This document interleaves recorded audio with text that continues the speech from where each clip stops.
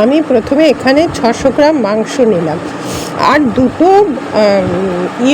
গন্ধরাজ লেবু নিয়েছি, তার মধ্যে দুটো পার্টে দেবো।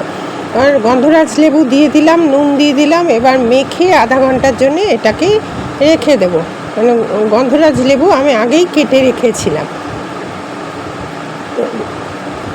আর একটা লেবু আমি এখানে দিয়ে দিলাম, শেষে আরেকটা লেবু দেবো। এবার এইটা ভালো করে মেখে জিনিসটা আধা ঘন্টার জন্য রেখে দেব। খুব ভালো করে মাখবেন, তাহলে দেখবেন এই জিনিসটা খুব ভালো হবে। দেখুন পুরোটা আমি ভালো করে মেখে নিলাম, আর কিচ্ছু দিতে হবে না এর মধ্যে, নুন আর গন্ধরাজ লেবু। এটা গন্ধরাজ চিকেন। আপনারা দেখছেন আমি নূপুর আর smile with Nupur and Tania. আধা ঘন্টা পরে ফিরে এলাম। আধা ঘন্টা পরে ফিরে এসে তার মধ্যে হলুদ, নুন তো দেওয়াই ছিল, পেঁয়াজ দিলাম, আদা দিলাম 1 চামচ। আর এই ডিমটা হচ্ছে এর জাদু, এই ডিমটা ভেঙে দিলাম। আর এই যে এলাচ, লবঙ্গ, দারচিনি, এটা ফোড়নে ছেঁচা করে রেখে দেবো, ছেঁচে রেখে দেবো। এটা হচ্ছে এই মাংসের জাদু, হচ্ছে এই ডিমটা। আর বিশেষ কোনো মশলা লাগবে না। এইভাবে মেখে আমি আধা ঘন্টা আবার রেখে দেবো। আধা ঘন্টা রাখলে পরেই তবেই হবে। তবে 1 কিলো মাংসে একটা ডিম লাগে, কিন্তু আমার 600 মাংস, কিন্তু তাতেও ডিম তো আর ভাগ করা যায় না, তাই আমি পুরো ডিমটাই ওর মধ্যে দিয়ে দিয়েছি। আপনারাও তাই দেবেন। এবং আধা ঘন্টা পরে আবার ফিরে আসছি। এবার কড়া বসিয়ে দিলাম, কড়াতে সাদা তেল দিলাম, এলাচ, লবঙ্গ, দারচিনিটা এবার থেতো করে রেখেছি সেটা এর মধ্যে ফোড়নে দিয়ে দেবো। ফোড়নে দিয়ে দিলাম, একটু গন্ধ বেরোলেই তারপরে সেই মাখার চিকেনটা এবার আমি আস্তে আস্তে তুলে দেবো।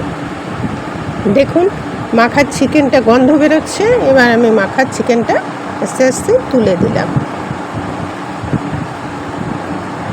পুরো মাখার চিকেনটা তুলে দিলাম। এর মধ্যে এখন তো জল পড়বে না, পরে একটু জল দেবো। কটা কাঁচা লঙ্কা দিয়ে দিলাম। এবার এটাকে নাড়তে লাগলাম। এইভাবে এটা নাড়তে নাড়তে অর্ধেক সিদ্ধ হয়ে যাবে, অর্ধেকের বেশি সিদ্ধ হবে। তখন এটা প্রায় 20 মিনিট ধরে এটা করতে হবে। এই অবস্থাতে 20 মিনিট ধরে এটা করার পরে দেখবেন নিজস্ব জল বেরোবে এবং সেদ্ধ হয়ে যাবে। সেদ্ধ হয়ে গেলে তারপরে আপনার এটা কিছুক্ষণের জন্য ঢাকা দিয়ে রেখে দেব। দেখুন বেশ অনেকটাই হয়ে এসছে। এবার আমি ওই বাটি ধোয়া জলটা দিয়ে দিলাম, মাংসের বাটি ধোয়া জলটা দিয়ে দিলাম, দিয়ে এটাকে এবার নাড়াচাড়া করতে থাকলাম।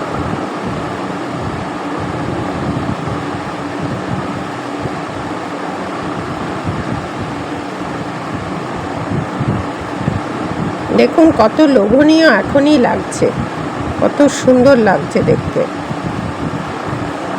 এটা খাবেন গরম ভাতের সঙ্গে, অত্যন্ত সুস্বাদু। এবং অনেকেই করে বিভিন্নভাবে, তবে আমার এই জাদুটা আপনারা ফলো করতে পারেন। দেখুন প্রায় জলটা টেনে এসছে, সাইড দিয়ে দেখুন তেল তেল মতন বেরোচ্ছে।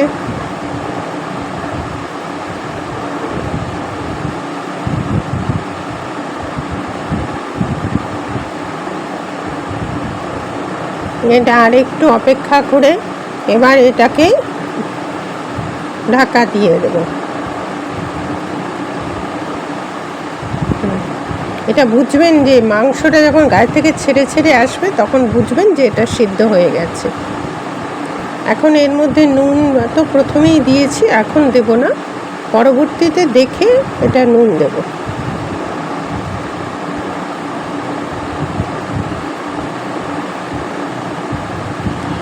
প্রায় হয়ে এসছে, অনেকটা এগিয়ে এসছে। এবার এই যে লেবুর রস আছে, একটু জল দেওয়ার পরে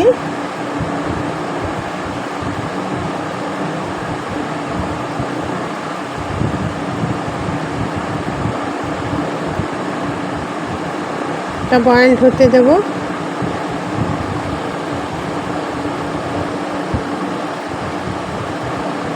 একটু নুন চিনি দিয়ে দিলাম এর মধ্যে।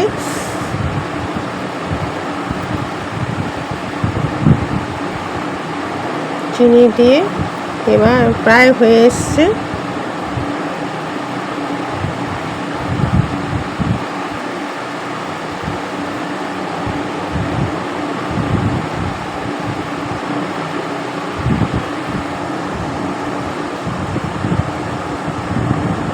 একটু অপেক্ষা করতে হবে, হতে যেটুকু সময় লাগবে। এবার একটু 1 কিলো মাংসে 2 কাপ জল দেবেন কফি কাপে।